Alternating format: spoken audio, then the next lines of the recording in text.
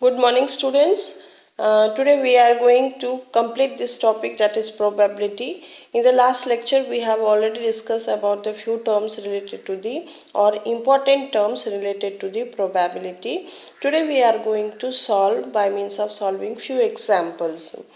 So probability in an experiment N is mutually exclusive or equally likely and exhaustive cases. So any of the cases, if N is if in an experiment N is mutually exclusive, equally likely or exhaustive cases, out of which M are the favorable to the happening of event A, then the probability of happening of A is denoted by PA. So if the happening of probability of A, if you want to denote it, then it is can be denoted by means of M by N. So what is M? M is nothing but M by N. So this is the formula for the probability, and here N is mutually exclusive cases and M are the favorable outcomes. So what is M? M is the number of cases favorable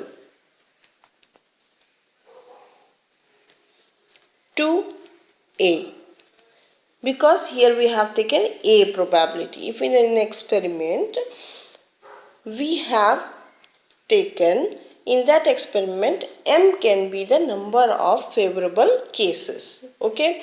And what is N? N is the total number of mutually exclusive, equally exhaustive cases. So total number of cases, any type of cases it may be.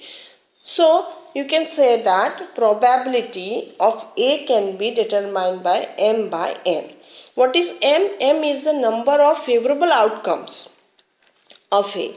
And what is N? N is the total number of the outcomes. Total कितना आ सकता है, उसमें से favourable outcome कितना है. So this is the formula for the probability. Next, coming up to the working procedure. So the first point in the working procedure is enumerate all the possible outcomes of the experiment. All the possible outcomes of an experiment such that they satisfy three criteria, that is mutually exclusive, exhaustive and equally likely. Count the number N. We have to count the number N of such outcomes, and then we have to check how many of these cases are favorable to the event for which the probability is desired. Let this number be M. So M is the total number of the favorable events, or the events, total number of events. And then we have to divide M by N, and the result will gives you the probability of the event. That is P is equal to, probability is equal to M by N. What is M? M is the favorable outcome and N is the total number of events. Next is, what is the probability of getting tail in a throw of a coin? So we are solving an example, and in an example what is given? What is the question given? What is the probability of getting a tail? So if we throw a coin once, so what will the probability? The solution. When we toss a coin, there are two possible outcomes. You know, it may be head or it may be tail. In this case, the number of possible event is 2. We know that total number of event will be 2 because possible outcomes may be head or the tail. So here the N is equal to 2, the number of favorable cases. But instead of, if you toss a coin once, what will get? either will get head or a tail. So we have to take the favorable outcome as 1 because either will get head or tail. So head, if you consider, if you toss it and you will get head, then it will be the 1. Number of favorable case will be 1. And the total number of that is outcome will be 2. So probability is equal to m by n. So what is m? M is the outcome, favorable outcome जो आया आपका, that is head, and total outcome कितना हो सकता है 2. So there will be 50% of chances of getting the tail or 50% chances of getting the head. So what is asked over here? What is the probability of getting a tail? So the probability of getting tail is 50% of chances. Next is, what is the probability of getting even numbers in a single throw of a dice? We know that in case of die, there are how many faces are there? 1, 2, 3, 4, 5, 6. So you can say that in a dice we can find out there are 6 faces. So there will be 6 chances. So total number of chances will be 6. But what is asked over here? What is the probability of getting even numbers? So here we can find out the even numbers may be 2, it may be 4 and it may be 6. So we can say that P is equals to m by n. So favorable chances of getting the even number will be 2, 4 and 6, that is equals to 3. Okay, that is 3 divided by n. Total number of chances or total number of events, that is equal to 6. So it will be 1 by 2. So here you can say that,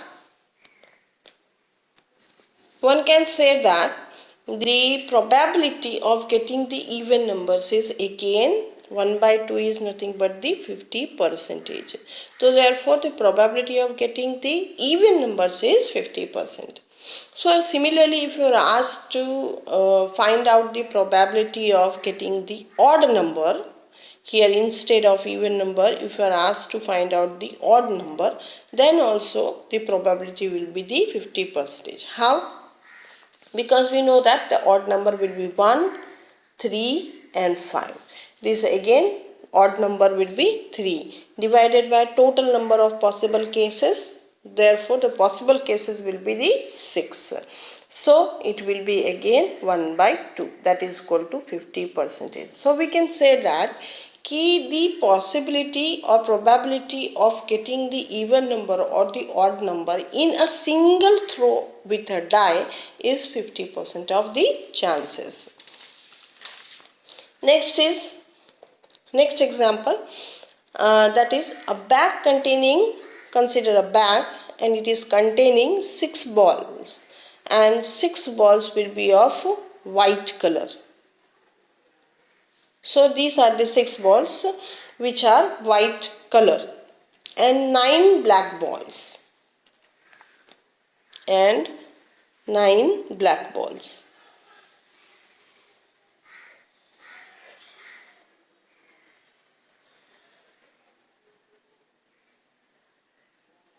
Okay, so there are 9 black balls. So this is a box in which we can find out the 6 white balls and 9 black balls. What is the probability of drawing a black ball? So what will be the probability of drawing a black ball? The solution is that the total number of equally likely and exhaustive events will be, we know that the total will be 6 plus 9 is equal to 15. So total outcome will be n. Total possible cases may be 15 because there will be 6 white ball and 9 black balls. So the possible cases will be the 15, that is n is equal to 15. The total number of favorable events, that is m is equal to 9. What is expected is 9 black balls. A bag containing 6 white balls, 9 black balls. What is the probability of drawing a black ball? So we know that what is the number of favorable outcomes of the black ball will be 9. because the number of black ball is 9. Therefore, the probability of drawing the black ball is equals to, we know that formula, that is m by n. So, m by n, what is m? Put inside the formula. M is nothing but the 9 and total cases will be the 15. So, 9 by 15, 3 by 5. So, this is the probability of drawing the black ball.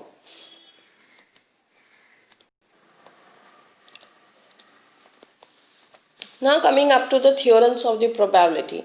So the theorems of probability is normally of 3 types, but in our syllabus we have to study only the 2 types of the theorem. That is the addition theorem and the multiplication theorem. So addition theorem is normally applied to the mutually exclusive event and partially overlapping events, and multiplication theorem, it is applied on the dependent variables as well as the independent variables. So, first we must know what is independent event or the dependent event. So, independent events, 2 events are said to be independent if the occurrence of one does not affect the occurrence of other. अगर एक event occur करता है तो next time उसका occurrence दूसरे event पे affect नहीं करेगा, that is said to be the independent event. Example for tossing a coin. So if we toss our coins once, then we'll get head. But if we toss the coin twice, there is no if we toss a coins once, then we'll get head. And if we toss a coins twice, then also we can get the head. So occurrence of one event does not affect the occurrence of the second event. Next is dependent event. मतलब 2 events are said to be dependent if the occurrence of one affects the probability and occurrence of the other.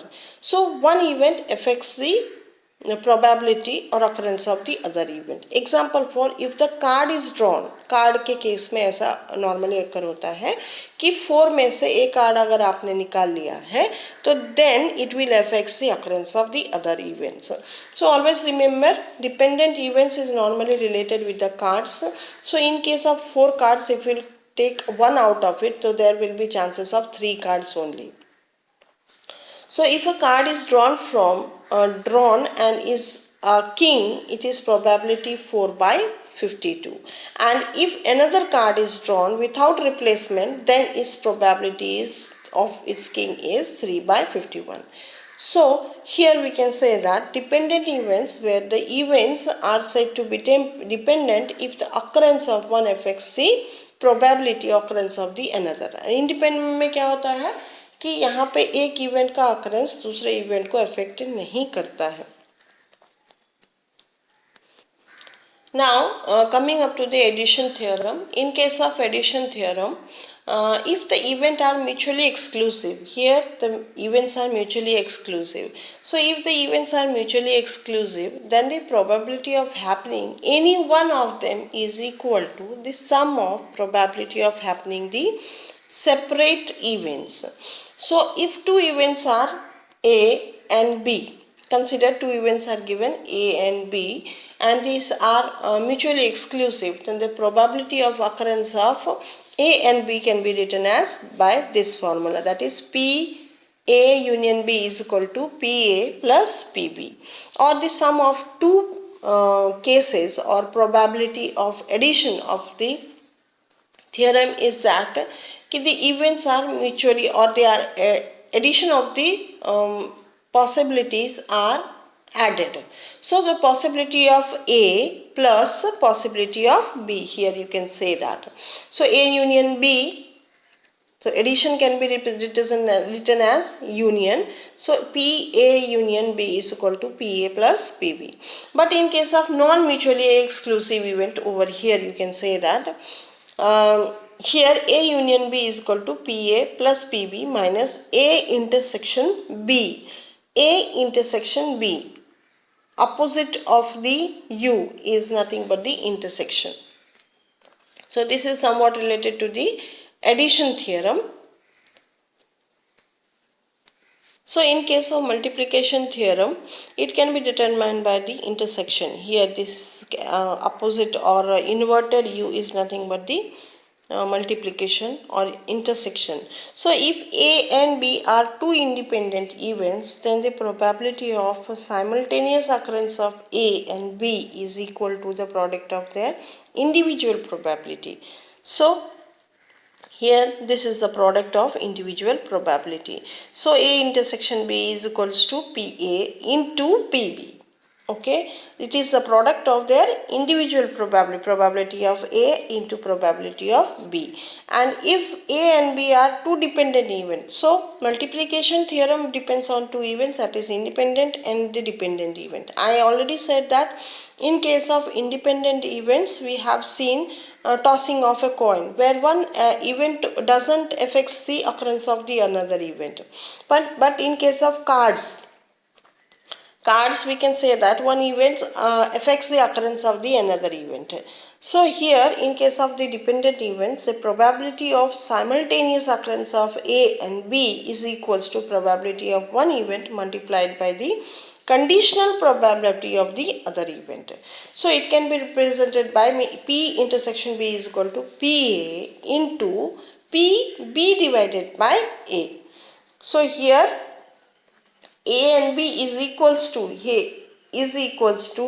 the probability of one event, that is PA, multiplied by conditional probability of the other event. This is the conditional probability. So we have already discussed about the independent event, dependent event, that is multiplication theorem. Its formula, that is P A intersection B is equal to PA into PB, and A intersection B can also be, in case of conditional theorem or the dependent event, PA into PB divided by A. We have already defined the terms, that is dependent, independent event as well as the dependent event. So we know the additional theorem, that is this is probability of two cases when they are added, then PA plus PB in case of non-mutually exclusive event minus PA intersection B, and if with the probability in case of mutually exclusive events, PA plus PB. So in this way we have already seen the probability and the example solves in the probability. Thank you for watching. See you on Monday.